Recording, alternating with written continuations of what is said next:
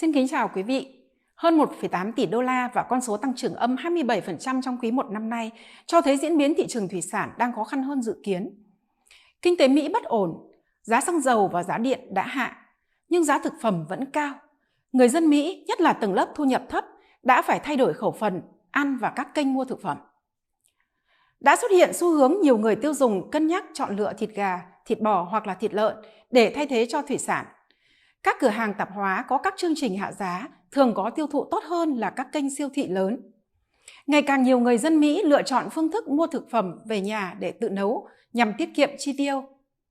Diễn biến của thị trường lớn nhất này đã tác động mạnh đến kết quả xuất khẩu thủy sản của Việt Nam và tình hình kinh doanh của nhiều doanh nghiệp thủy sản.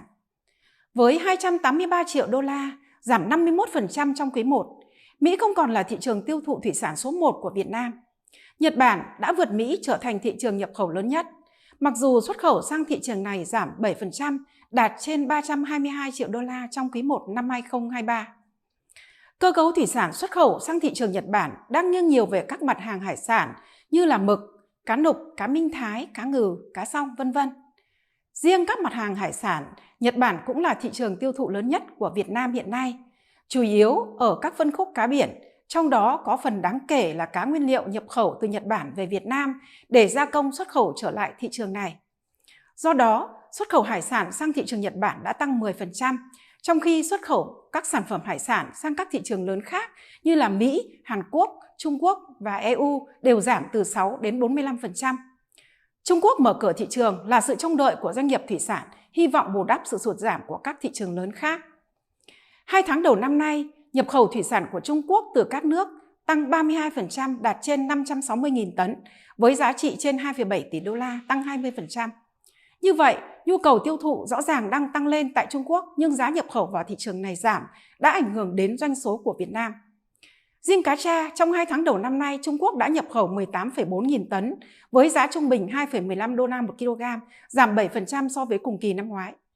Do vậy, tới hết quý 1 năm nay, xuất khẩu thủy sản của Việt Nam sang thị trường này vẫn thấp hơn 27% so với cùng kỳ năm 2022. Thị trường EU cũng giảm 29% giá trị nhập khẩu thủy sản Việt Nam trong quý 1, chỉ đạt 210 triệu đô la. Xuất khẩu tôm và các sản phẩm hải sản sang EU đều giảm từ 7 đến 50%. Riêng xuất khẩu cá tra ổn định hơn nhờ tăng xuất khẩu sang thị trường Đức. Xuất khẩu sang top 5 thị trường lớn nhất trong khối EU gồm có Đức, Hà Lan, Bỉ, Italy và Tây Ban Nha đều giảm từ 4 đến 44% so với cùng kỳ. Tuy nhiên, nhiều thị trường nhỏ, đặc biệt là các nước thuộc khu vực Đông Âu, vẫn tăng nhập khẩu thủy sản của Việt Nam, nhất là sản phẩm cá tra. Cụ thể, xuất khẩu thủy sản sang Ba Lan đã tăng 49%, sang Lithuania tăng 29%, sang Phần Lan tăng gấp gần 4 lần, sang Rumani tăng 17%.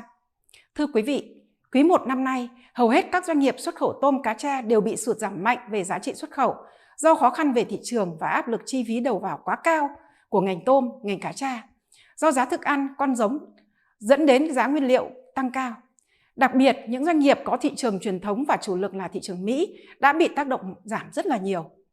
Các doanh nghiệp chế biến và xuất khẩu hải sản cũng khó khăn vì thiếu nguyên liệu trong nước, lại thêm khó khăn về thị trường EU nên nhiều doanh nghiệp bị sụt giảm doanh số đáng kể. Tuy nhiên, một số doanh nghiệp vẫn có được doanh thu cao hơn so với cùng kỳ nhờ đẩy mạnh hoạt động chế biến gia công các mặt hàng hải sản khai thác, nhất là các loài cá biển. Bức tranh xuất khẩu thủy sản có thể sáng dần lên trong quý 2 và kỳ vọng sẽ phục hồi tốt hơn trong quý 3 khi mà thị trường Trung Quốc có cái sự khởi sắc rõ nét hơn và các doanh nghiệp thủy sản có sự điều chỉnh về cơ cấu sản phẩm xuất khẩu và thị trường xuất khẩu phù hợp với lại bối cảnh năm 2023. Xin trân trọng cảm ơn quý vị đã quan tâm.